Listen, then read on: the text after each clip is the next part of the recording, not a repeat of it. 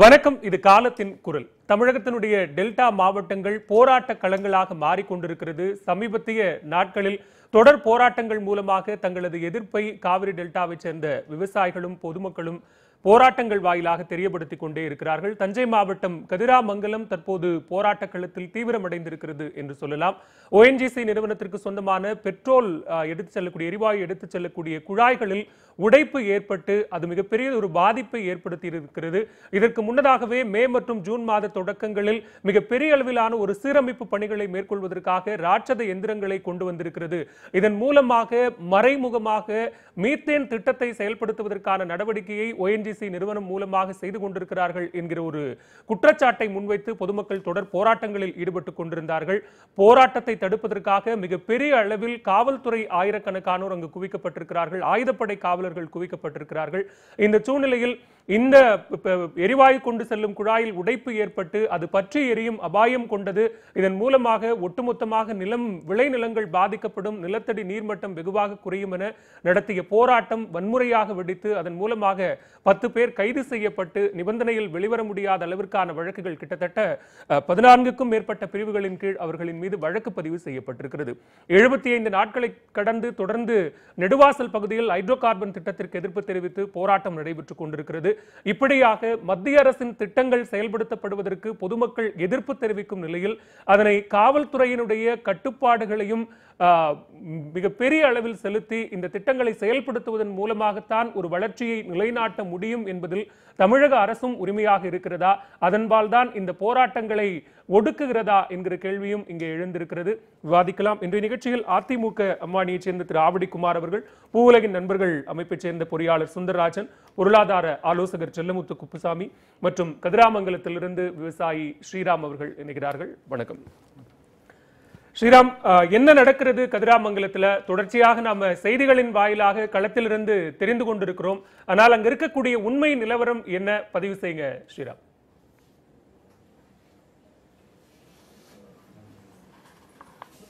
ஒரு 45 நாள்லேருந்து தொடர்ந்து நம்ம போராட்டம் கதிராமங்கலத்தில் நடந்துட்டு இருக்கு. என்ன காரணம் கேட்டிங்கன்னா, முக்கியமாக கடத்தரு, பள்ளிக்கூடம், நீர்நிலைகள் பக்கத்தில் ஒரு ONGC குழாய் அமைக்கப்பட்டிருக்கு. முன்னாடி அதை சீரமைக்கிறேன்னு சொல்லிட்டு அதிகமான பைப்புகள், தடவாள சாமான்களை கொண்டு இறக்கினாங்க. மக்களுக்கு ஒரு அச்சம் ஏற்பட்டது. மக்கள் எந்த விதமான மறியலையோ எதுவுமே செய்யலை. ஒரு கோயில் வாசலில் உட்காந்துக்கிட்டு அவங்க இங்கே என்ன நடக்குது, ஏற்கனவே தண்ணி இல்லாமல் குடிநீர் இல்லாமல் பாதிக்கப்பட்டு இருக்கோம், இப்போ போய் இந்த வேலைகள்லாம் நீங்கள் செய்கிறீங்களே, இன்னும் மேற்கொண்டு பாதிப்பு ஏற்பட்டதுன்னா என்ன செய்கிறது, அதனால் இப்போதைக்கு இதுக்கு என்ன விளக்கம் சொல்லுங்கள் அப்படிங்கிற மாதிரி தான் ஒரு கூட்டம் கூடினாங்க. அப்போ இந்த வேலைகளை நாங்கள் நிப்பாட்டிட்டோம், இந்த வேலை செய்ய வேண்டாம் நாங்கள் சொல்லிட்டோம், அதனால் நீங்கள் கலைஞ்சு போங்கன்னு சொல்லிட்டு சொன்னாங்க. அதை நம்பி நாங்கள் எல்லாம் ஊர் மக்கள் எல்லாம் கலைஞ்சு அந்த இடத்த விட்டு வெளியே வந்தாங்க. திடீர்னு ஒரு நாளைக்கு ஒரு ஆயிரக்கணக்கான போலீஸ்காரங்களை கொண்டு வச்சு ஊர்களில் அங்கங்கே தடுப்பர்களை ஏற்படுத்தி வேலைகளை தொடங்கினாங்க. அப்போ சில பேரை அரெஸ்ட் பண்ணாங்க. அன்றைக்கும் எந்த விதமான மறியலோ எதுவும் அவங்கெல்லாம் செய்யலை. அதுதான் உண்மை.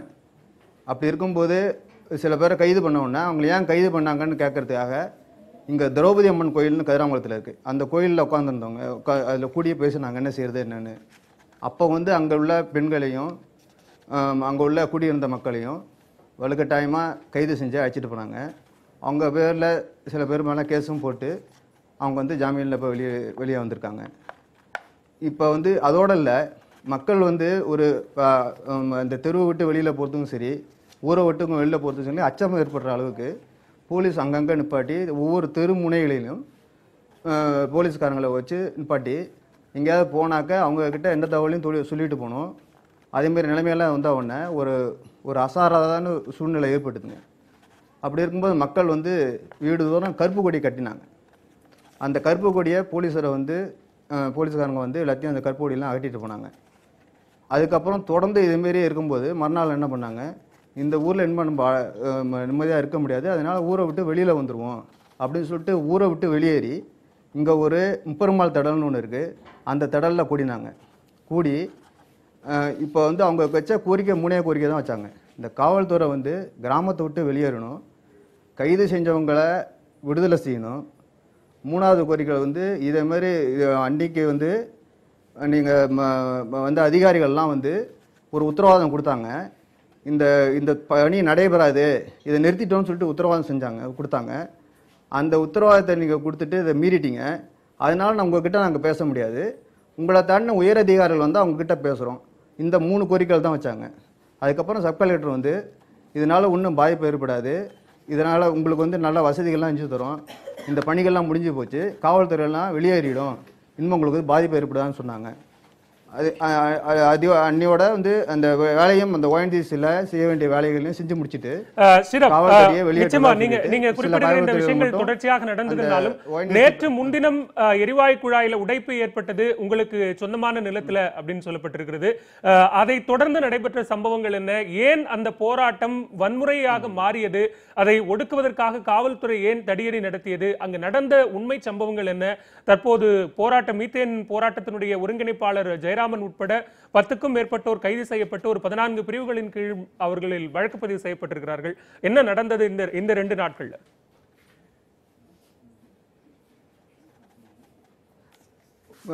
ஒரு நாள் காலையில் வந்து எங்கள் வயலுக்கு அருகாமையில் உள்ள பைப்பில் உடைப்பு ஏற்பட்டு அந்த எண்ணெய்கள்லாம் வெளியேற ஆரம்பிச்சது. அதை பார்த்த மக்கள் வந்து அச்சமடைய ஆரம்பித்தாங்க. ஏற்கனவே ஒரு எங்கள் ஊர்லேயே ஏற்கனவே இதேமாரி கசிவு ஏற்பட்டு ஒரு பத்தி எரிஞ்சு ஒரு பெண்ணுக்கு வந்து தீக்காயங்கள்லாம் ஏற்பட்டிருக்கு. அது ஒரு இன்சிடென்ட்டு. இப்போ எங்கள் வயல் அருகாமையிலே பைப்பு உடச்சிக்கிட்டு தண்ணி இந்த ஆயில் வந்து வயலில் பாஞ்சிக்கிட்டு இருக்கு, அதில் புகை வருது, சில நேரம் தீப்பற்றியும் எரிஞ்சிருக்கு. இதை பார்த்த உடனே மக்கள்லாம் அச்சப்பட்டாங்க. இதேமாரி ஒன்றுமே நடக்காது, எல்லாம் பாதுகாப்பாக தான் இருக்குன்னு சொல்லிட்டு இருக்காங்க. திடீர்னு இதுமாரி நடந்த உடனே அன்றைக்கி தான் வந்து எல்லாம் இருக்குன்னு சொல்லிட்டு போனாங்களே, இப்போ திருப்பி இதேமாரி நடக்குது. இதேமாரி ஊரில் வந்து எங்கே பார்த்தாலும் பைப் லைன் போகுதுங்க. வயல்வெளிகள், மக்கள் குடியிருப்பு பகுதியில், நீர்நிலைகள் பக்கத்துலலாம் பைப் லைன் போயிட்டு இருக்கு. எந்த இடத்துல பைப் போகுது, எந்த இடத்துல பைப் இல்லைங்கிறது எங்களுக்கு யாருக்குமே தெரியாதுங்க. இதேமாரி உடப்பு எங்கே வேணால் ஏற்படலாம். அந்த அச்சத்தில் மக்கள் எல்லாம் அந்த ஒரு இடத்துல கூண்டாங்க, ஒன்றும் மறியல்லாம் எதுவுமே செய்யலை.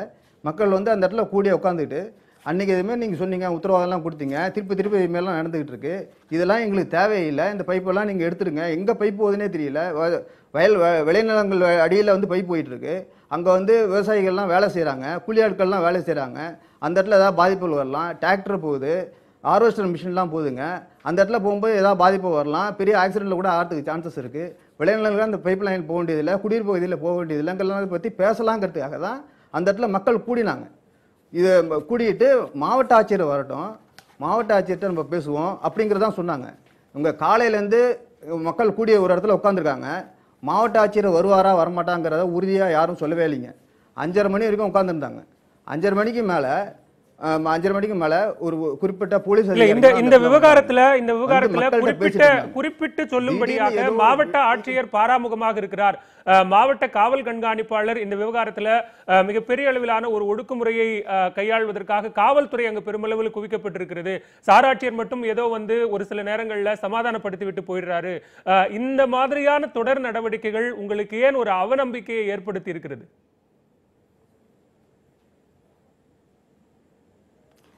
அவங்க சொன்னது எதுவுமே செய்யலை. அவங்க அந்த அரசு அதிகாரிலேருந்து பேச வரவங்க அவங்க சொன்னது எதுவுமே செய்யலை. அவங்கள நம்பி தான் நம்ம போகிறோம். அவங்க ஏதாவது நமக்கு நல்லது செய்வாங்க தான் நம்ம நினச்சிட்டு இருக்கோம். அவங்க எதுவுமே செய்யலைங்கிற போது மாவட்ட ஆட்சியரை நாங்கள் கூப்பிட்றோம். மாவட்ட ஆட்சியர் வந்து காலையில் வந்து வயல்வெளியில் தண்ணி அந்த ஆயில் கழிஞ்சு ஓடிக்கிட்டு இருக்கு, எப்போ வேணால் பற்றிக்கலாங்கிற பெரிய ரிஸ்க் இருக்குது. நாங்கள் மாவட்ட ஆட்சியர்கிட்ட தான் நாங்கள் பேசுவோம்னு சொல்கிறோம். அவங்க வந்து மாவட்ட ஆட்சியர் வருவாரா வரமாட்டாங்கன்னு சொல்ல வேண்டிய போலீஸ் அதிகாரிகளுக்கோ அந்த அரசு அதிகாரிகளுக்கோ இதுக்கு ஒரு கடமை இருக்குன்னு நம்ம நினைக்கிறோம். அவங்க சொல்லுவாங்கன்னு தான் நாங்கள் எல்லாம் உட்காந்துருக்கோம். எந்த விதமான மறியல்களோ எந்த விதமான பிரச்சனைகளும் செய்யறதுக்கு நாங்கள் விரும்பலை. ஏற்கனவே எங்களுக்கு உள்ள அனுபவம் படி எங்களோட கைது செய்யலாம், என்ன வேணால் போலீஸ் செய்யுங்கிறத போலீஸ் மேலே எங்களுக்கு அச்சம் ஏற்கனவே இருந்துகிட்டு இருக்கு.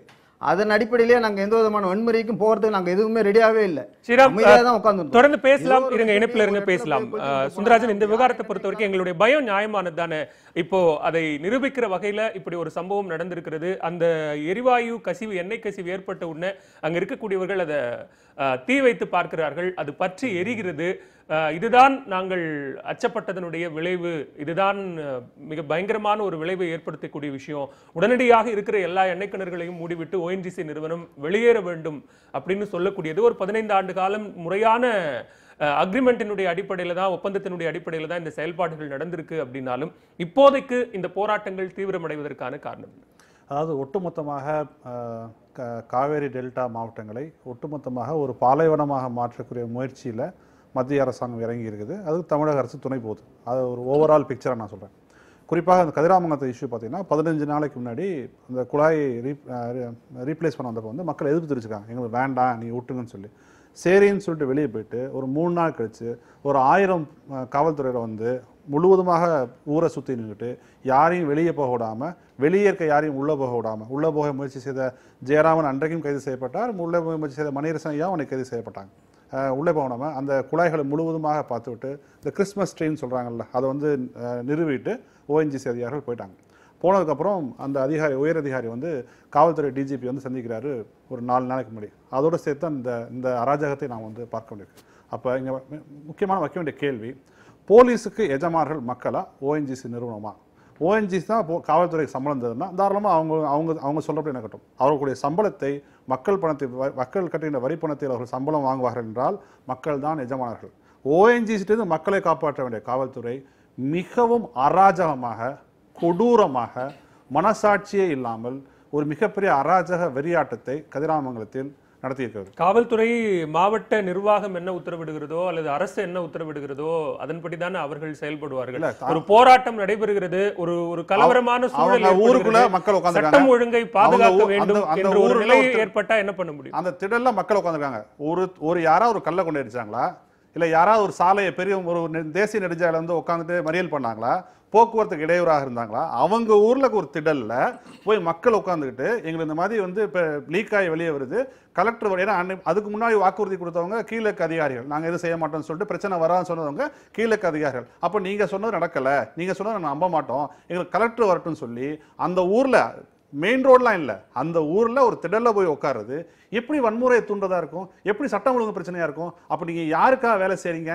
நீங்கள் வந்து மக்களுக்காக வேலை செய்கிறீங்களா? இல்லை நீங்கள் வெறுமன சம்பவம் நடந்தால் கூட நமக்கு வந்து தோணாது. ஆனால் அது 2 நாட்களுக்கு முன்னால் அந்த ஓஎன்ஜிசி அதிகாரி இங்கே டிஜிபியை போய் சந்தித்து எங்களுக்கு பாதுகாப்பு கொடுங்கன்னு கேட்குறாரு. நீங்கள் 2 சேர்த்து வச்சு தான் பார்க்கணும். அது என்ன சொல்லியிருக்காங்கன்னா, நீங்கள் எப்படிப்பட்டாவது என்ன பாடுபட்டாவது ஓஎன்ஜிசி டெல்டா மாவட்டம் முழுவதுக்கும் 110 குழாய்களை பூசாமிக்கான உத்தரவை போட்டிருக்காங்க. நம்ம அதையும் பார்த்தோம். 110 புதிய எண்ணெய் கிணறுகளை அமைப்பதற்கான ஒரு அனுமதியும் ஓஎன்ஜிசி நிறுவனம் கொடுத்துருக்கு. நம்ம 2 நாளைக்கு முன்னாடி பார்த்தோம். இது எல்லாத்தையும் நம்ம சேர்த்து தான் பார்க்கணும். நீங்கள் எங்கெங்கெல்லாம் ஓஎன்ஜிசிக்கு எதிர்ப்பு வருகிறதோ அங்கே காவல்துறை வைத்து அடித்து நொறுக்கி அந்த மக்களை முழுவதுமாக அச்சுறுத்தி, அவரே சொல்றாரு, எங்களுக்கு காவல்துறை பார்த்தாலே பயமா இருக்குது, எங்களுக்கு வந்து அந்த விஷயம் ஏன் அந்த அளவு காவல்துறை நடந்திருக்காங்க.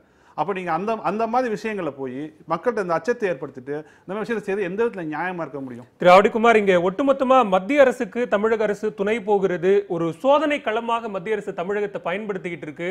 ஆனால் எந்த விதமான எதிர்ப்பும் தெரிவிக்காம மாவட்ட நிர்வாகத்தையோ காவல்துறையோ சலுகை மாதிரி கொடுத்து இந்த சோதனைக்கெல்லாம் அவர்களை பயன்படுத்தி கொண்டிருக்கிறார்கள். ஆனால் தமிழக மக்கள், காவிரி டெல்டா மக்களினுடைய நிலை குறித்து கிஞ்சித்தும் தமிழக அரசு கவலைப்படவில்லை அப்படிங்கிற குற்றச்சாட்டு பகிரங்கமா முன்வைக்கப்படுது. இல்லை, பகிரங்கமா முன்வைக்கப்படுவதில்லை.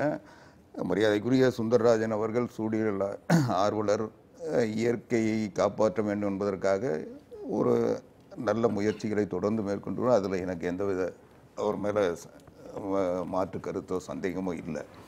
ஆனால் இப்போ பேச சொல்ல நேற்றைக்கு இந்த சம்பவத்தை எந்த திசையிலிருந்து பார்க்குறாருன்னு தான் எனக்கு, அவர் இயற்கை மேலே இருக்கின்ற ஆர்வத்தை நான் பாராட்டுறேன், மதிக்கிறேன். ஆனால் அதே சமயம் நேற்றைக்கு நடந்த சம்பவத்திற்கு என்ன காரணம்? இன்றைக்கு அந்த கதிராமங்கலத்தை பொறுத்த வரைக்கும் இப்போ புதுசாக அங்கே ஒரு கிணறு தோண்டவோ அல்லது வேறு ஏதோ இந்த ஓஎன்ஜிசி நிறுவனம் நிறுவுவதற்கோ எந்த முயற்சியும் செய்யலை. ஏற்கனவே ஏறத்தாழ ஒரு 15 ஆண்டுகளாக இருக்கின்ற 11 எண்ணெய் கிணறுகள் இருக்குது. அந்த கிணறுகளிலிருந்து எடுக்கப்படுகின்ற எண்ணெய் குழாய்கள் வழியாக குத்தாலம் சுத்திகரிப்பு ஆலைக்கு கொண்டு செல்லப்படுகிறது, அங்கிருந்து சுத்திகரிக்கப்படுகிறது. இது இன்னைக்கு இல்லை, 15 வருஷமாக நடந்துகிட்டு இருக்கு. இப்போ இதை பராமரிக்கிற அவர்களுடைய பணி வந்து ஓஎன்ஜிசி என்பது மத்திய அரசாங்கத்தினுடைய ஒரு நிறுவனம் தான். அது வந்து அதுவும் மக்களுடைய நிறுவனம் தான். இப்போது அதில் பிரச்சனை வருது, அல்லது அவர்கள் அதை பராமரிப்பு பணியில் அந்த குழாயை மாற்றுறாங்க சேர்க்குறாங்கன்றதெல்லாம் அவங்க எடுக்கிற முடிவு. இதுல மாநில அரசாங்கம் என்ன நீங்க சொல்ற மாதிரி ஓஎன்ஜிசி நிறுவனத்தினுடைய பராமரிப்பு பணிகள் நடக்குது இல்ல, மே மாதம் தொடங்கி அந்த பராமரிப்பு பணிகள் நடக்குது. அதற்காக ராட்சத நிறுவனங்கள் கொண்டு வரப்படுகிறது. புதிதாக குழாய் பதிப்பதற்கான இடங்கள் தேர்வு செய்யப்பட்டு அதற்கான நடவடிக்கைகளும் தொடருது. இதற்கு மக்கள் எதிர்ப்பு தெரிவிக்கிறார்கள். என்ன நடக்கிறது அப்படின்னு கேட்கிறாங்க. ஆனா அது தொடர்பான எந்தவித தெளிவான தகவலும் கதிராமங்கலத்தை சுற்றி இருக்கிற எந்த கிராம மக்களுக்கும் கொடுக்கப்படல. ஏன் திரும்பி போன அதிகாரிகள் காவல்துறையினருடைய துணையோடு வந்து அந்த பராமரிப்பு பணிகளை செய்யணும்? இல்ல, இது மரியாதைக்குரிய சுந்தரராஜன் அவர்களுக்கு தெரியாததில்ல. இதே அந்த குழாய்கள் பதிப்பதற்கு மாநில அரசாங்கத்திடம் அந்த நில உரிமையாளர்கிட்ட அனுமதி கூட வாங்க தேவையில்லை. இதையே நம்ம வந்து கெயில் நிறுவனம் குழாய் பதிக்கின்ற நிகழ்ச்சியில எல்லாம் பார்த்தோம். எவ்வளவு போராட்டங்கள், நீதிமன்றங்களுக்கு போய் கூட அதை தடுத்து நிறுத்த முடியாத சூழ்நிலையில் இன்றைக்கு மாநில அரசாங்கம் உட்பட எல்லாம் சேர்ந்து போராடியும் அதுக்கான இன்னும் ஒரு பாதுகாப்பு கிடைக்காத ஒரு சூழ்நிலை தான் இருக்கு.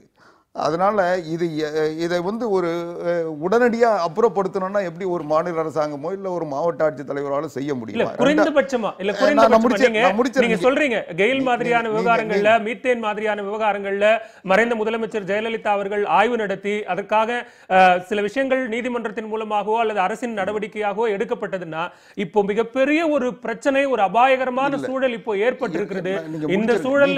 இந்த சூழல்லையாவது நம்ம இந்த சூழல்லையாவது கவலை கொள்ளாதா தமிழக அரசு தான் மக்கள் எதிர்பார்க்கிறாங்க. இல்ல, அதுதாங்க இன்றைக்கு ஏற்பட்டிருக்கின்ற விழிப்புணர்ச்சி அன்றைக்கு இல்லைன்னு வேணா சொல்லுங்க. ஏதோ ஒரு அபாயகரமான திடீர்னு ஒரு நிலைமை வந்துருச்சுன்னு சொல்லாதீங்க.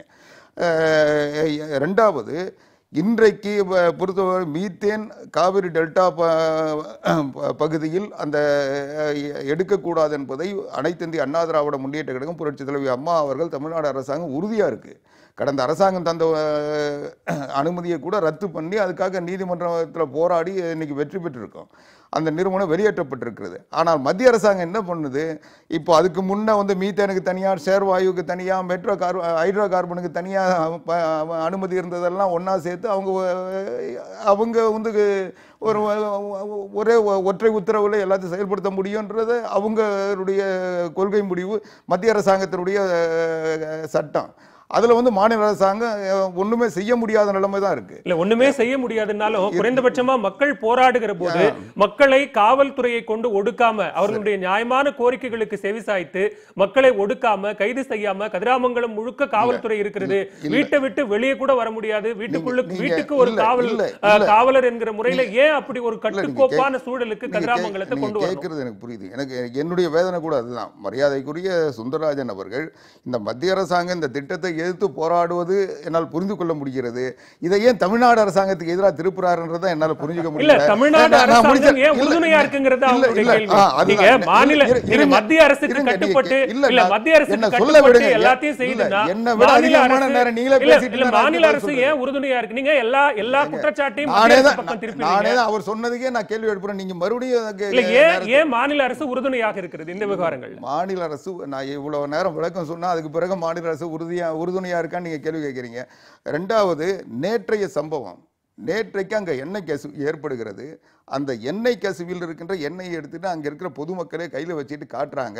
அவங்க கொண்டு போய் செடிங்க மேல ஊத்தி கொளுத்துறாங்க. அவங்களே நாங்க ஊத்தி தற்கொலை பண்ணிப்போம்னு சொல்லி அதிகாரிகள்கிட்டையும் போலீஸ்கிட்டையும் சொல்றாங்க. இதற்கு பிறகு அங்க தீயணைப்பு துறையிலிருந்து மற்றவர்கள் அதை வந்து அணைக்கிறதுக்கு, அதை தடுக்கிறதுக்கு முயற்சி பண்ண சொல்ல நாங்க விடமாட்டோம், மாவட்ட ஆட்சித்தலைவர் வந்தாதான் உள்ள விடுவோம், அது வரைக்கும் இது பெருசாச்சுன்னா தான் எல்லாருக்கும் தெரியும், இதை வந்து நீங்க வந்து அணைச்சிட்டு போயிடுறீங்க, வெளியே தெரிய மாட்டேங்குது, இது பெருசா எரியட்டும் அப்படின்றாங்க. ஏறத்தாழ 2 ஏக்கர் இந்த மரியாதைக்குரிய அந்த ஸ்ரீராம் அவருடைய நிலத்தை ஒட்டி பறந்து அது 2 ஏக்கர் நிலத்துக்கு அளவுக்கு அது விரிவடைகிற வரைக்கும் அதை வந்து எதுவும் சப்போஸ் ஏதாவது ஒரு தீப்பற்றி இருந்தால், ஒரு பெரிய விபத்து வந்தா அரசாங்கம் நடவடிக்கை எடுக்கல, போலீஸ் நீங்க அவங்க வேண்டாம் சொன்னா விட்டு போயிட்டீங்களான்னு கேட்க மாட்டீங்களா? இல்ல, நான் இது எல்லாமே நேத்துக்கு இதே நியூஸ் 18 தொலைக்காட்சியில தான் பார்த்தேன். அங்க பேசுகின்ற பொதுமக்கள் சொன்ன பேட்டிகள் அடிப்படையில் தான் என்னுடைய கருத்து. ஸ்ரீராம் குறுக்கிட விரும்புறாரு. ஸ்ரீராம் சொல்லுங்க.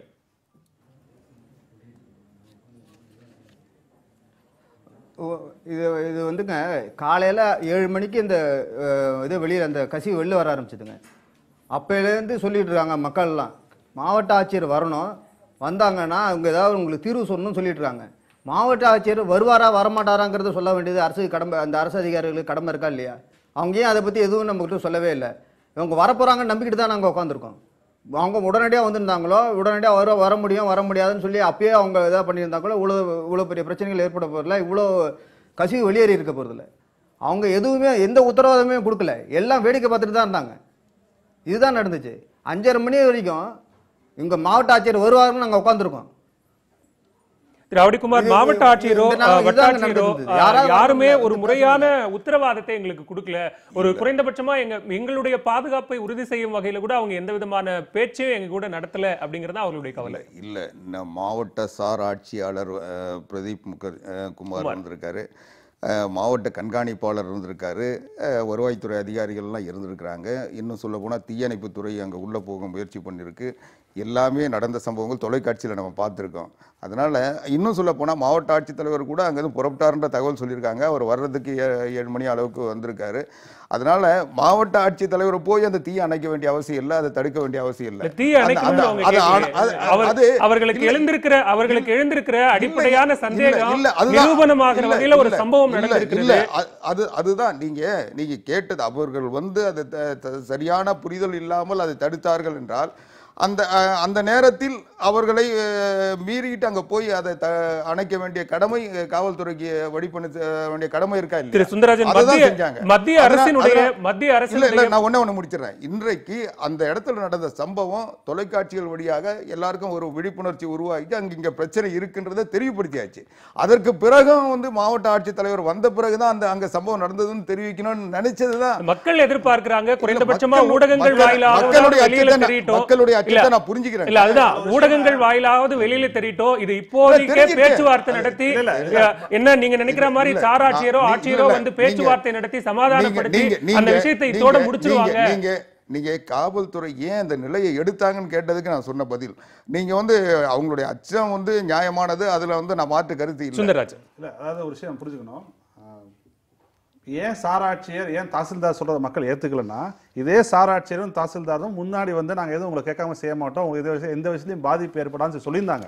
அப்போ அவங்க சொன்ன விஷயங்கள் இன்னைக்கு நடந்துருச்சு. பாதிப்பு ஏற்பட்டு அந்த குழாய் வெடிச்சு அவ்வளவு ஆயிரம் லீக் போய் நடந்ததுனால அதை விட மேலதிகாரிகள் வரணும்னு விரும்புறாங்க மக்கள். அது தப்பே கிடையாது. ஒன்று. ரெண்டாவது, பொதுவாகவே மறைந்த முதலமைச்சர் ஜெயலலிதா அவர்கள் மறைவுக்கு பிறகு ஏற்பட்டிருக்கின்ற அதிமுக அரசு எல்லா விஷயத்திலும் மத்திய அரசோட காம்ப்ரமைஸ் ஆகி போறாங்க. எந்த கெயில் திட்டத்தை குழாய் பதிப்பு திட்டம், அது கிறிஸ்மஸ் ட்ரீ போடுற திட்டம் கிடையாது. கெயில் பதிப்பு திட்டம் கிறிஸ்மஸ் ட்ரீ போடுற திட்டம் கிடையாது. மேற்கு மண்டலம் 7 மாவட்டங்களில் எந்த கெயில் திட்டத்தை முதலமைச்சர் ஜெயலலிதா அவர்கள் மறைந்த முதலமைச்சர் எதிர்த்தார்களோ அதே திட்டத்தை இன்னைக்கு ஆளுகின்ற எடப்பாடி அவர்கள் தலைமையிலான அரசு கதிராமங்கலத்தில் நிறைவேற்ற அனுமதித்திருக்குது. ஏன்னா அந்த பைப்பை தான் எங்கேயும் தமிழக அரசு என்ன செய்ய முடியும்னு கேட்கிறேன். தமிழக அரசுக்கான என்ன மாதிரியான அதிகார வரம்புக்கு உட்பட்டு செயல்படணுமோ அந்த அதிகார வரம்புல நாங்க செயல்பட்டுக்கிட்டு இருக்கிறோம் அப்படிங்கிற நிச்சயமா கிடையாது. எப்படி நீங்க மக்களோட மக்களாக நிற்க வேண்டிய காவல்துறையும் மாவட்ட ஆட்சி நிர்வாகம் எப்படி ONGC பக்கம் நிற்க முடியும்? அது எப்படி எங்க மக்கள் பக்கம் நிற்கிறாங்க? அவங்க மக்கள் பக்கம் நிற்கவே இல்லையே. நீங்க ONGCயோட விஷயங்கள் ஒட்டுமொத்தமாக பார்க்கணும். வெறும் கதிராமங்கலம் நெடுவாசல் பிரிச்சு பார்க்க வேண்டாம். நீங்க தமிழகம் வரலாறு காணாத வறட்சின்னு நம்ம முதலமைச்சர் போய் டெல்லியில போய் வறட்சி நிவாரணம் கொடுங்கன்னு கேட்கிறாரு. 1.5 லட்சம் ஏக்கர் சாகுபடி செய்யப்பட்ட நாகப்பட்டினம் மாவட்டத்தில் வெறும் 15,000 ஏக்கர் தான் சாகுபடி செய்யப்பட்டிருக்கு. இந்த நேரத்தில் ONGC மேலும் டெல்டா மாவட்டங்களில் 110 எண்ணெய் கிணறுகள் அமைப்போம்னு சொல்றது எவ்வளவு ஒரு குரூரமான மனப்பான்மை வேணும். அந்த கருத்துக்களை பெற வேண்டியிருக்கு. திரு செல்லமுத்து, உங்களுடைய முதற்கட்ட பார்வை, ஒரு வளர்ச்சிக்கான எதிர்ப்பு நிலையை எடுக்கிறாங்க மக்கள் அப்படிங்கிற ஒரு பார்வை முன்வைக்கப்படுகிறது. ஏன் அந்த நிலத்தினுடைய உரிமையாளர்கள் ஒப்பந்தம் போடுகிற போது அவர்களுக்கு தெரியாதா அப்படிங்கிற கேள்வியும் சேர்த்தே எழுப்பப்படுகிறது. மத்திய அரசு சொல்லுகிற சில நிபந்தனைகளுக்கு மாநில அரசு கட்டுப்பட்டு தான் ஆகணும்.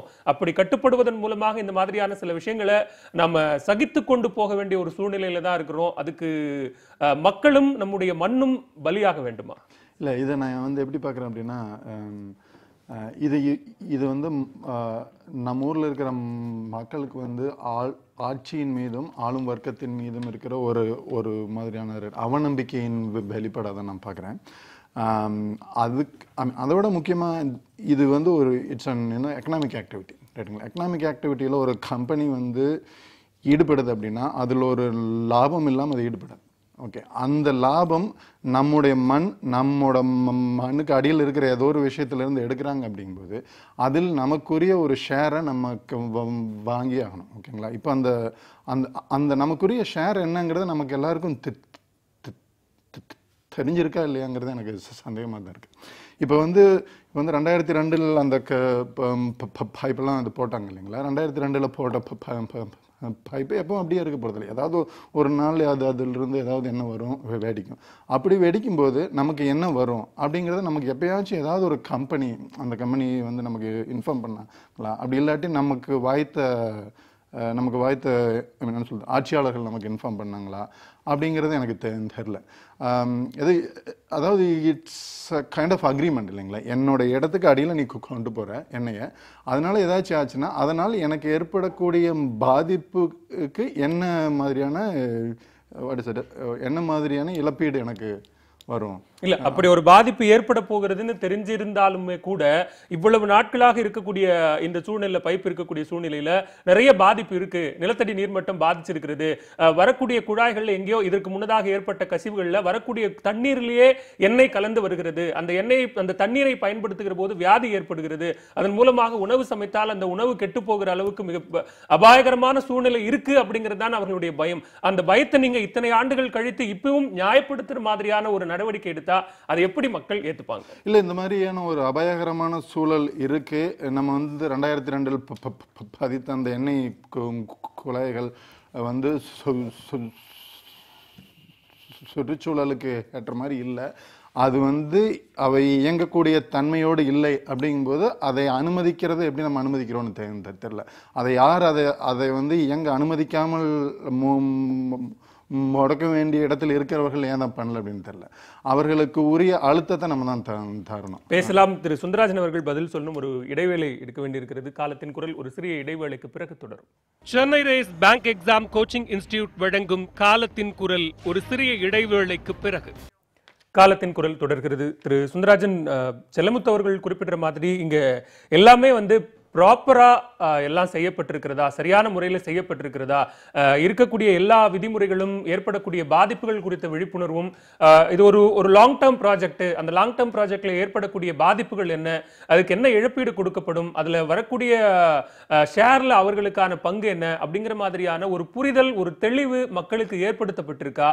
அப்படி இருந்துமே கூட இந்த மாதிரியான ஒரு எதிர்ப்பு நிலைப்பாட்டை, ஒரு போராட்ட மனநிலையை அவர்கள் ஏற்படுத்தி இருக்கிறார்கள்? நிச்சயமா கிடையாது. நீங்க இன்னைக்கு போட்டுக்க எல்லா திட்டங்களும், டெல்டா மாவட்டங்களில் போட்டிருக்க எல்லா திட்டங்களும் குறைஞ்சபட்சம் 25 வருஷத்துக்கு முன்னாடி போடப்பட்ட திட்டங்கள் தான். 15லேருந்து 25 வருஷம் இருக்கும். சரி, அப்புறம் என்ன பண்ணிருக்காங்கன்னா, மண்ணெண்ணெய் கிணறு போட போகிறோம், ஏதோ ஒரு இந்த மாதிரி சொல்லிட்டு மக்கள், அறியாத மக்கள்கிட்ட போய் கையெழுத்து வாங்கிட்டு அந்த ஆயில், அந்த கிறிஸ்மஸ் ட்ரீயை இது பண்ணிட்டு போயிருக்காங்க. ஸோ அதனால வந்து நிலத்தடி நீரோட அளவு குறையும், அந்த எண்ணெய் வந்து நிலத்தில் பட்டுச்சுன்னா அந்த நிலம் பாதிக்கப்படும், அதுலேருந்து வாயு வெளியேறும்போது எரிச்சோம்னா நுரையீரல் சம்மந்தப்பட்ட நோய்கள் வரும். இந்த மாதிரி நிறைய சிக்கல்கள் இருக்குது. அதை பற்றின விழிப்புணர்வு வந்து மக்கள்கிட்ட இருக்காங்க கேட்டால் நிச்சயமாக வந்து கிடையாது. மக்களை முழுவதுமாக ஏமாற்றி, நான் அந்த வார்த்தையை வந்து தெரிஞ்சுதான் பயன்படுத்தி, ஏமாற்றி அவர்களும் கையெழுத்து வாங்கி இந்த திட்டத்திற்கான லீஸ் அக்ரிமெண்ட், அந்த லேண்ட் ஓனருக்கும் அந்த ஓஎன்ஜிசி லீஸ் அக்ரிமெண்ட் போட்டு இந்த திட்டங்களை வந்து நிறைவேற்றிருக்காங்க. இது வந்து கடந்த 15 வருஷம் முன்னாடி இருந்து நடைபெற்ற திட்டங்கள். நீங்கள் நாகப்பட்டினம் மாவட்டத்தில் நிலத்தடி நீர் வந்து முழுவதுமாக உப்பாயிருச்சு. எத்தனை கிலோமீட்டர் வரைக்குமா? 25-30 கிலோமீட்டர் வரைக்கும் கடல் நீர் வந்து உட்பு வந்துருச்சு. ஏன்னா இங்கே ஃபுல்லாக சக் பண்ண அங்கே ஒரு பெரிய வெற்றிடம் வந்து வரும். அது வந்து கடல் நீர் வந்து உட்பு வந்து அந்த நிலத்தடி நீர் முழுக்க பாதிக்கப்பட்டு லேண்டே இறங்கிருச்சு. டெல்டாவே கீழே இறங்குது. இது ஜனகராஜன் அவர்களுடைய ஸ்டடியில் வந்து தெளிவாக கொண்டு இருக்காரு. டெல்டாவோட ஹைட், அதாவது மீன் சி லெவல்லேருந்து டெல்டாவோட மட்டம் வந்து குறைஞ்சிக்கிட்டே இருக்குது இந்த விஷயங்கள்னால. ஏன்னா அது சயின்ஸ் தான். அது நீங்கள் ஆயிலையோ கேஸையோ சக் பண்ணி எடுக்கும்போது அங்கே ஒரு பெரிய வெற்றிடம் உருவாகும் போது ஏதாவது நிரப்பி தானே ஆகும். மணலோ இல்லை கடல் நீரோ நிச்சயமாக வந்து அது வந்து நிரப்பி தான் ஆகும். ஸோ ஒட்டுமொத்தமாக டெல்டா மாவட்டங்களில் வந்து பெரிய பாதிப்புகள் வந்து ஏற்படுத்திருக்கு. மக்களுக்கு எந்த விதமான மீத்தேன் வாயுவோ, ஷெல் கேஸோ, ஹைட்ரோ கார்பனோ இந்த மாதிரியான விஷயங்கள் தமிழகத்தில் மட்டும் இல்லை, நாட்டினுடைய பல இடங்களில் தொடர்ச்சியாக இது மாதிரியான பணிகள், எடுக்கக்கூடிய பணிகள் நடைபெற்று கொண்டே இருக்கிறது. இந்த மாதிரி இயற்கை வளங்களை எடுப்பதன் மூலமாக அந்த பகுதிக்கு ஒரு வேலை வாய்ப்பு ஏற்படக்கூடிய ஒரு சூழ்நிலை கிடைக்கும், அந்த பகுதியை வளப்பெறுவதற்கான ஒரு வாய்ப்பு கிடைக்கும். அப்படிங்கிறதன் மூலமாகத்தான் மாநில அரசும் அதற்கு ஒப்புதல் அளிக்கிறது. அந்த அடிப்படையில் தான் அந்த மாதிரியான திட்டங்கள் செயல்படுத்தவும் படுகிறது. ஆனா மக்கள் ஏமாற்றப்படுகிறார்கள் அப்படிங்கிற ஒரு தார்மீகமான ஒரு விஷயத்தை எப்படி முன்வைக்க முடியும்? அது தெரியாம செய்யப்படுது, ஏமாற்றப்படுகிறார்கள் அப்படிங்கிற விஷயத்தை எப்படி சொல்ல முடியும்? இல்லை, ஏன்னா அவங்களுக்கு எந்த விதமான ட்ரைனிங்கோ எந்த விதமான நாலேஜோ நம்ம தரவே இல்லை. மண்ணெண்ணெய் கிணறு போட போறோம்னு சொல்லிட்டு போய் கையெழுத்து வாங்குறாங்க. அது மண்ணெண்ணெய் கிணறு, அது அங்கே ஹைட்ரோ கார்பன் எடுக்கிறாங்க, மீத்தேன் எடுக்கிறாங்க, கேஸ் எடுக்கிறாங்க, எல்லாத்தையும் எடுக்கிறாங்க இல்லையா? அது எப்படி மண்ணெண்ணெய் கிணறு? நீங்கள் ஒரு சாதாரண கிராம மக்கள்கிட்ட போய் மண்ணெண்ணெய் கிணறுன்னு சொன்னால் அவங்க வந்து மண்ணெண்ணெய் தர போகிறாங்கன்னு சொல்லிட்டு வந்து கையெழுத்து போட்டு போகிறாங்க. நீங்கள் இன்னொரு விஷயம் சொல்கிறீங்க, இந்தியாவில் மற்ற பகுதியில் எடுக்கிறாங்கன்னு சொல்கிறீங்க. நீங்கள் டெல்டா, தஞ்சாவூர் டெல்டா வந்து தமிழ்நாடோட உணவு உற்பத்தியில் கிட்டத்தட்ட 35% 40% உணவு உற்பத்திக்கு அது பங்களிக்குது. நீங்கள் மற்ற எங்கேயோ ஒரு பாலைவனம் மாதிரி இருக்கக்கூடிய இடத்துலையோ இல்லை அதிகமாக விவசாயம் செய்யாத இடத்துலையோ ஒரு வறண்ட பிரதேசத்துலையோ நீங்கள் போய் இந்த மாதிரி இயற்கை எரிவாயு எடுக்கிறதுக்கும் தஞ்சாவூர் டெல்டா மாவட்டங்கள் இயற்கை எரிவாயு இருக்கிறதுக்கும் நிறைய வித்தியாசம் இருக்குது. அதுவும் இல்லாமல் இன்னொரு முக்கியமான விஷயம், நீங்கள் வந்து 1965 வந்து நாங்கள் சீமக்கரோட மரத்தை கொண்டு வந்துட்டோம், இப்போவும் கொண்டு வரோம் நம்ம சொல்ல முடியுமா? அன்னைக்கு சூழல் குறித்த ஒரு பார்வை வந்து நமக்கு கிடையாது. 1980களில் 75ல் நரிமணத்தில் வந்து இந்த மாதிரி எண்ணெய் கிணறுகள் தோண்டும் போது சூழல் குறித்த ஒரு பெரிய பார்வை இல்லை. அந்த மயிலாடுதுறை, சீர்காழி இந்த பகுதியை வந்து துபாயா மாறிடும், சிங்கப்பூரா மாறிடும், நம்மளே கண் கூட பேசிடுவோம். அன்னைக்கு சூழல் குறித்த ஒரு பார்வை இல்லாத ஒரு காலகட்டம். இன்னைக்கு உலகம் முழுவதும் ஹைட்ரோ கார்பனுக்கு எதிரான மனநிலைமையில உலகம் போயிட்டு இருக்குது. இல்ல, அப்படி ஒரு பார்வை இருந்தாலுமே கூட தொடர்ச்சியாக ஒரு எதிர்ப்பு மனோநிலை எடுக்கிறது. இது வளர்ச்சிக்கான எதிர்ப்பு. வளர்ச்சி வரணும் அப்படின்னா இந்த மாதிரியான சில விஷயங்கள் நடந்துதான் ஆகணும் அப்படிங்கிற ஒரு லாபகரமாக ஒரு நிறுவனம் இயங்குகிறது என்று சொன்னா அதுல ஏதோ ஒரு பகுதியில் நஷ்டம்னு ஒண்ணு இருக்கும் இல்லையா? அந்த நஷ்டத்தை மக்கள் மீது சுமத்துகிறார்கள் அல்லது மக்கள் அந்த நஷ்டத்தை ஏற்றுக்கொள்ளக்கூடிய நிலையில் இருக்கிறாங்க அப்படிங்கிறது தானே இதனுடைய அடிப்படை விஷயம். அப்படி கிடையாது. நீங்க அந்த பார்வையெல்லாம் இன்னைக்கு வைக்க முடியாது. நீங்க லார்ஜர் காமன் குட், அதிகமான மக்களுக்கு பயன்படுறதுக்காக சில மக்கள் பாதிக்கப்படலாங்கிற ஒரு பார்வையெல்லாம் இன்னைக்கு மாறி போச்சு. இன்னைக்கு எல்லாருக்கும் வளங்குன்றா வளர்ச்சி, நீடித்து நிலைக்கக்கூடிய வளர்ச்சி, சஸ்டைனபிள் டெவலப்மெண்ட், கார்பனை அதிகமாக வெளியிடக்கூடிய வளர்ச்சின்னு உலக நாடுகள் முழுக்க போகுது. உலக நாடுகள் முழுவதும், ஏன் இந்தியா போய் பாரிஸ் கன்வென்ஷன்ல கையெழுத்து போட்டிருக்கு. கையெழுத்து என்ன சொல்லுதுன்னா 2006ல் நாம எவ்வளவு கார்பனை எமிட் பண்ணமோ அதுல 30% குறைக்கணும்னு சொல்லி போட்டிருக்கோம். அப்ப ஹைட்ரோ கார்பன் வந்து கார்பன் எமிஷனுக்கு ஒரு முக்கியமான ஒரு பங்காற்றுது. ஹைட்ரோ கார்பன் எரிக்கும் போது கார்பன் வந்து வெளியே வருது. அப்ப நீங்க ஹைட்ரோ கார்பன் உற்பத்தியை குறைக்கணுமே ஒழிய ஹைட்ரோ கார்பன் உற்பத்தியை அதிகரிக்கல என்ன விதமான ஒரு பயனை கொடுக்கும்? நீங்க வந்து சூழல் குறித்து இன்னைக்கு உலகம் முழுவதும் இருக்க பெரிய பிரச்சனை வந்து காலநிலை மாற்றமும் புவி வெப்பமயமாதல் தான். அதுக்கு தீங்கு விளைவிக்கக்கூடிய, அதுக்கு அதிகமாக பாதிப்பு ஏற்படுத்தக்கூடிய எந்த விஷயத்தையும் நாம் அனுமதிக்க முடியாது. பேசலாம். கதிராமங்கலத்திலிருந்து விவசாயி கலையரசி இந்த அமர்வில் நம்மோடு இணைகிறார். கலையரசி, தமிழக அரசு ஒரு சில விஷயங்கள்ல எதுவும் செய்ய முடியாத ஒரு கையறு நிலையில் இருக்கிறது, மத்திய அரசுக்கு கட்டுப்பட்ட ஒரு சூழ்நிலையில் இருக்கிறது. ஆனால் இது போன்ற திட்டங்கள் செயல்படுத்தப்படுகிற போதே எந்த விதமான முறையான விழிப்புணர்வும், என்ன மாதிரியான பாதிப்பு ஏற்பட போகிறது, இதன் மூலமாக விவசாயிகளுக்கு கிடைக்க போகிற வருவாய் என்ன என்பது மாதிரியான எந்த விழிப்புணர்வும் இல்லாமல் நீங்கள் எல்லாம் ஏமாற்றப்பட்டிருக்கிறீர்கள் அப்படிங்கிற ஒரு பார்வையை சுந்தரராஜன் முன்வைக்கிறார். அது உண்மையா? அப்படியான ஒரு விழிப்புணர்வு கதிராமங்கலத்தை சுற்றி இருக்கக்கூடிய அல்லது காவிரி டெல்டா மாவட்டங்களில் எங்குமே இல்லாமல் தான் இது போன்ற பணிகள் நடக்குதா?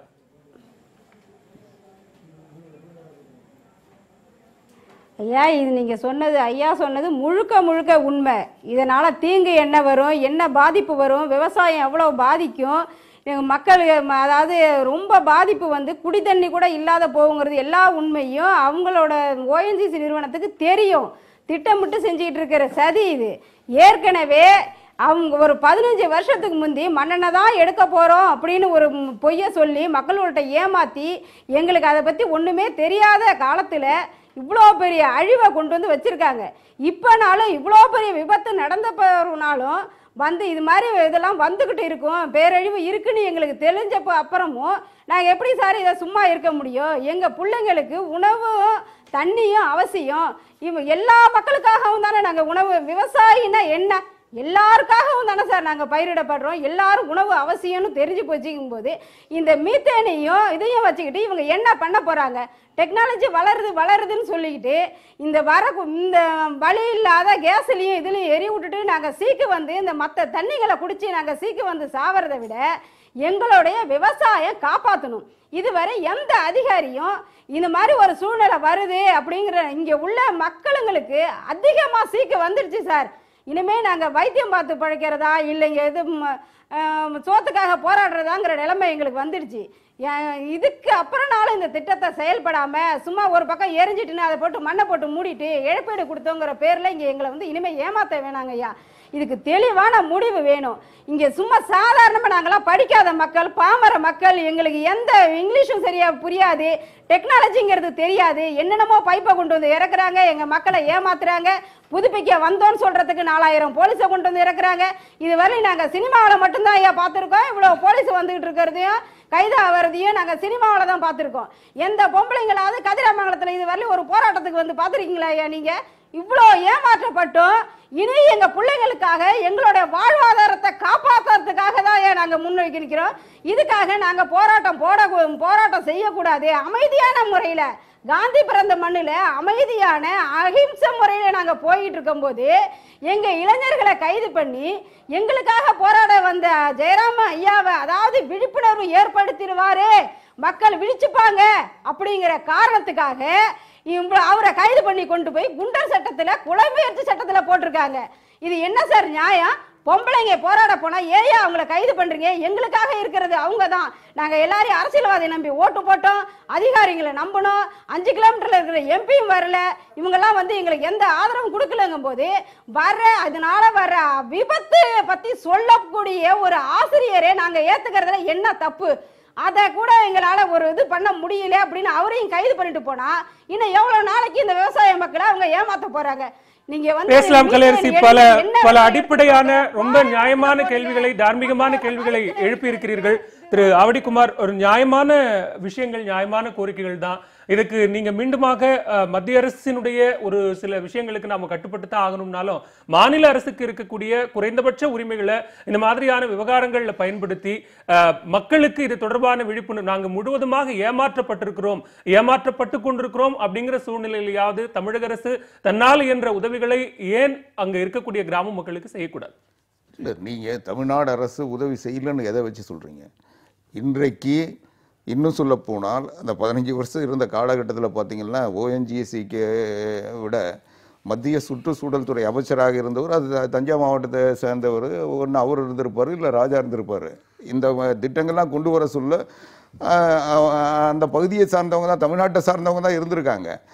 ஆக இன்றைக்கு ஒரு அந்த அங்கே இருக்கிற கச்சா எண்ணெய் கிணறுகள் உருவாக்கப்பட்டது மட்டும் இல்லை, அதிலிருந்து கொண்டு போய் குத்தாலத்தில் சுத்திகரிப்பு நிலையம் உருவாக்குனது வரைக்கும் எல்லாம் செஞ்சு வச்சுட்டு அந்த பைப்பு போயிட்டுருக்கு. நீங்கள் பார்த்தீங்கன்னா பைப் போனால் இந்த பிரச்சனை வரதான் செய்யும். ஏற்கனவே தண்டையார்பேட்டையில் இன்னைக்கு குடியிருப்பு பகுதியில் இந்த பிரச்சனை இருக்குது. குடிநீரில் கலக்குதுன்னு சொல்லி பிரச்சனைகள் வந்து நம்ம தொடர்ந்து பார்த்துக்கிட்டு இருக்கோம். உங்கள் தொலைக்காட்சியிலும் பல முறை அதை காட்டியிருக்கீங்க. மக்கள், பாதிக்கப்பட்ட மக்கள் அதை பிடிச்சி காட்டுறாங்க. அதனால் இது பைப்புக்கு போச்சுன்னா கண்டிப்பாக இது மாதிரி பிரச்சனைகள் வரத்தான் செய்யும், இருக்க தான் செய்யும். ஆனால் இதை தெரிந்து கொண்டே எல்லாத்தையும் செஞ்சு வச்சுட்டு இப்போ திடீர்னு எல்லாத்தையும் எடுத்து தமிழ்நாடு அரசாங்கம் இன்றைக்கி இருக்கிற ஆட்சியாளர்கள் அதெல்லாம் எடுத்துடணும், அதை நீங்கள் செஞ்சு தரணும்னு சொன்னால் இது எந்த வகையில முற்றிலுமா அதெல்லாம் செஞ்சிரணும். தமிழக அரசு தான் எல்லாத்தையும் செய்யணும் அப்படிங்கிறது. இப்படி ஒரு சூழ்நிலை ஏற்பட்டிருக்கிறது.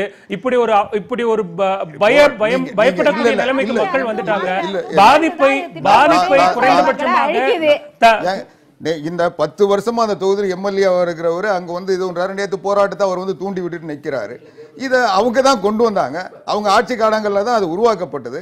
இன்றைக்கு செய்யதெல்லாம் செஞ்சுட்டு இன்னைக்கு இருக்க அரசாங்கம் அதை எடுக்கணும்னு சொல்லி சொன்னா அரசாங்கமே மத்திய அரசை கை காட்டுகிற போது சட்டமன்ற உறுப்பினர்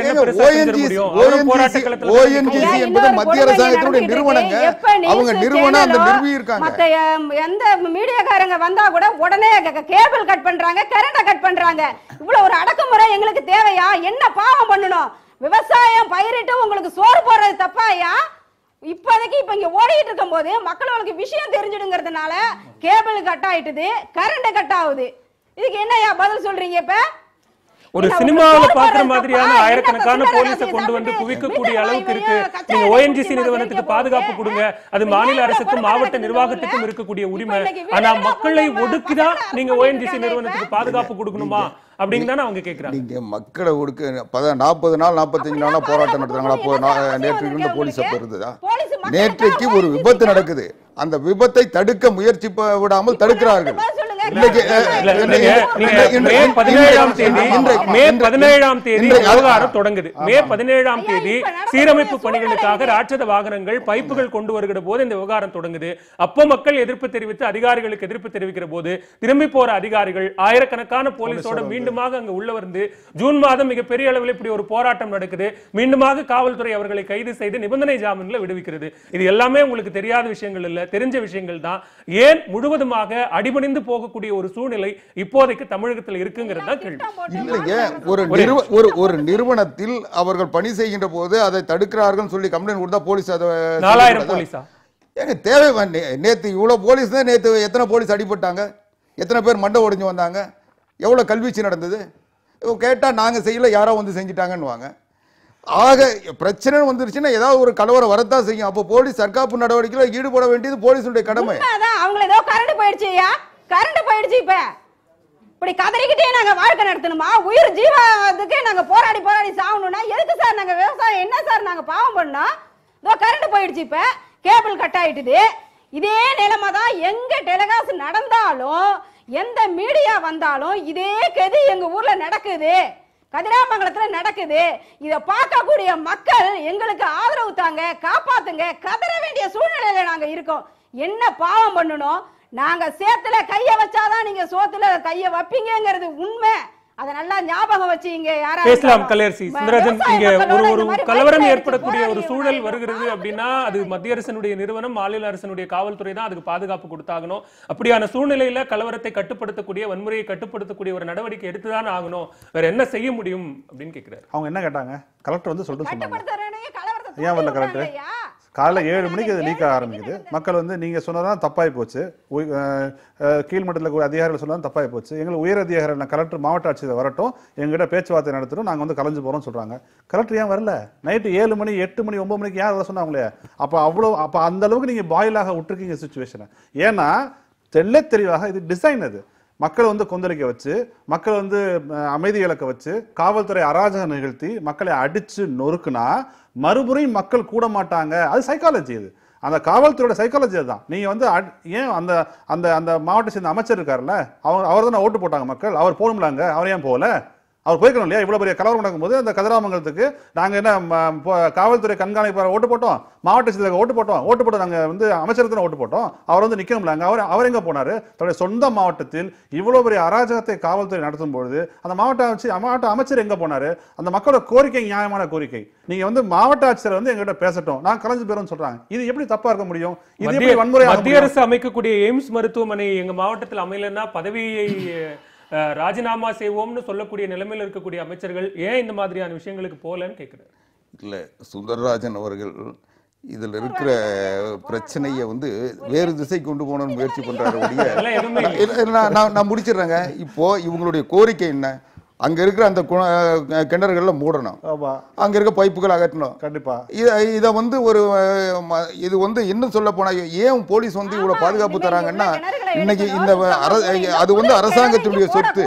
ONGC என்பது அரசாங்க நிறுவனம். இன்னும் சொல்ல போனா அந்த சொத்துல கை வச்சாவே பப்ளிக் ப்ராப்பர்ட்டி டேமேஜ் ஆக்ட்ல கடுமையான நடவடிக்கை எடுக்கலாம் என்பது சட்டம். இன்றைக்கு அது சட்டத்தை நடைமுறைப்படுத்த வேண்டியது மாநில அரசாங்கம். அதனுடைய கடமையிலிருந்து அவங்க தவற முடியுமா? இது எல்லாமே ஒரு ஓவர் நைட்ல நடந்துறல. இது எல்லாத்தையும் ஒரு ஓவர் நைட்ல சரி பண்ண சொல்லல. இருக்கக்கூடிய பிரச்சனைக்கு ஒரு தீர்வு சொல்லுங்க அப்படின்னு அவங்க கேக்குறாங்க. அந்த தீர்வை நாங்க சொல்ல மாட்டோம். தீர்வு அங்க எண்ணெய் கசிவு நடந்து அதனால் ஒரு விபத்து நேருகின்ற சூழல் இருக்கும்போது அந்த எண்ணெய் கசிவு வந்து அதை வந்து சரிப்படுத்தாம அந்த பிரச்சனையை சால்வ் பண்ணாம அந்த நேரத்துல தான் இந்த பிரச்சனை பேச முடியுமா? செய்யறதுக்கு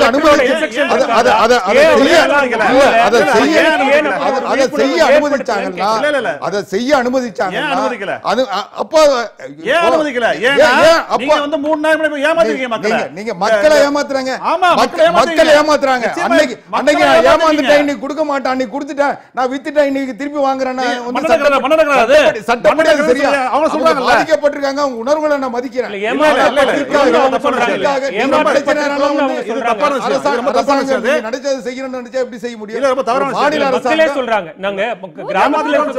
சுந்தரராஜன் மட்டுமே சொன்னா நீங்க அதை மறுக்கலாம். கிராமத்தில் இருக்கக்கூடிய மக்களே சொல்றாங்க நாங்கள் ஏமாற்றப்பட்டிருக்கிறோம் சொல்றாங்க. வாக்களித்தவர்கள் ஏன் எங்களை வந்து பார்க்கவில்லைன்னு கேட்கிறாங்க. நீங்க இவ்வளவு நாள் அமைதியா இருந்த மக்கள் இன்றைக்கு ஏன் இந்த உணர்வுக்கு வராங்க? நீங்க நெடுவாசல் இதையும் ஒப்பிடாதீங்க. நெடுவாசல்ல புதுசா போய் முயற்சி பண்றாங்க, அந்த இடத்துல தடுக்கிறாங்க, அது நியாயமான போராட்டம். ஆனால் இவங்க அனுமதித்தவர்கள் இன்றைக்கு அங்க பார்த்துட்டு இங்க வந்து அங்க இருக்கிறவங்களை தூண்டி விட்டு இப்ப எங்களுக்கு பாதிப்பு வர்றப்ப அனுபவிக்கிறப்பதான் எங்களுக்கு தெரியும். அன்னைக்கு மண்ணை கிணறு சொல்லி ஏமாத்தி ஓஎன்ஜிசி வாங்கியிருக்கு. இன்னைக்கு இதே மாதிரி இந்த மக்களும் ஏமாத்தி வாங்கியிருக்கு. அதனால நாங்க இன்னைக்கு விழிப்புணர்வு பெற்றுட்டோம். இன்னுமே கூட இந்த விஷயத்தை வெளிப்படையா பேசலாம். இப்ப நீங்க மீண்டுமாக இதை மறுசீரமைப்பு செய்யறோம் இல்ல புதிய குழாய்களை பதிக்கிறோம் என்கிற பெயரில் மறைமுகமாக மீத்தேன் திட்டத்தை செயல்படுத்தக்கூடிய ஒரு திட்டத்தை தான் நீங்க கையில் எடுத்திருக்கீங்கிறது அவர்களுடைய பயம். அந்த பயத்தை குறைந்தபட்சமா போக்கலாமே, அவர்களுக்கு ஒரு தெளிவை ஏற்படுத்தலாமே. அதுக்கு கூட மாவட்ட நிர்வாகமோ அரசோ தயாரா இல்லைங்கிறது தான் எங்க பிரச்சனை. ரன்னிங்ல இருக்கிற ஒரு திட்டம் ஒரு இதுவும் நடந்துட்டு இருக்கிறது. அதை போய் மாநில அரசாங்கம் கோரிக்கை தான் வைக்க முடியுமே தவிர மாநில அரசாங்கம் தடைப்படுத்த முடியுமா? பேசலாம். செல்லமுத்து குறுக்கிட விரும்புனீங்க. இதுதான் சூழ்நிலை. இந்த சூழ்நிலையை அரசாங்கம் இப்படித்தான் கையாள முடியுங்கிறார். இல்லை, இப்படி தான் கையாள முடியுங்கிறத நான் வந்து நம்பல. இது ஏன் அப்படின்னா, அதாவது அங்கே இருக்கிற மக்களுக்கு ஒரு மாதிரியான அச்சம் ஏற்பட்டிருக்கு இல்லைங்களா? இந்த அச்சம் ஏன் ஏற்பட்டிருக்குங்கிறத நம்ம யோசிக்கணும். அண்ணன் சொன்ன மாதிரி வந்து ஆல்ரெடி ஒரு 2002 இயங்கக்கூடிய பைப்புகளில் வந்து அந்த எண்ணெய் நமக்கு ஏற்கனவே வெளியில் வர ஆரம்பிச்சிருது. அது ஏற்கனவே வெளியில் வர ஆரம்பிச்சிருச்சு அப்படின்னீங்க. அப்போ நான் என்ன நினைக்கிறேன்னா, இந்த கம்பெனி வந்து இப்போ வந்து இன்னும் அதிகமான வெள்ளமோ இல்லை ஒரு வேளாண்மையோ இல்லாத சமயத்தில் அந்த குழாய்களை மறுசீரமைப்பு பண்ணிடலாம் அப்படிங்கிறதுக்கான ஒரு வேலையை அவங்க வந்து அந்த வேலையை ஒருவேளை அவங்க ஆரம்பிச்சிருந்திருக்கலாம். அதை ஒருவேளை எல்லாருக்கும் எக்ஸ்பிளைன் பண்ணாம இருந்திருக்கலாம் அப்படின்னு தான் எனக்கு தோணுது. இருந்திருக்கலாம் அப்படிங்கிறது இல்ல, இருந்திருக்கிறார்கள். அதனாலதான் இப்ப பிரச்சனை, அதனாலதான் பயம் அப்படிங்கிறது தான் இப்போ. ஆமா, அது ஆக்சுவலா உங்களுக்கு எக்ஸ்பிளைன் பண்ணியிருந்திருக்கணும். அந்த ஒரு அச்ச உணர்வு அவங்களுக்கு உண்டாக்கி இருக்காங்க அப்படிங்கறத ஒரு வந்து ஆபத்தமான விஷயம் தான். அந்த அளவுக்கு ஏன் விட்டாங்கன்னு எனக்கு தெரியல. கலையரசி, உங்களுடைய அடுத்த கட்ட நகர்வுகள் என்னவா இருக்கு? தொடர்ச்சியாக ஒரு கட்டுக்கோப்பான சூழ்நிலையில காவல்துறையினுடைய கட்டுப்பாட்டுல கதிராமங்கலம் இருப்பதாக சொல்றீங்க. அடுத்த கட்ட நகர்வுகள், போராட்ட முறைகள் என்னவா இருக்கும்?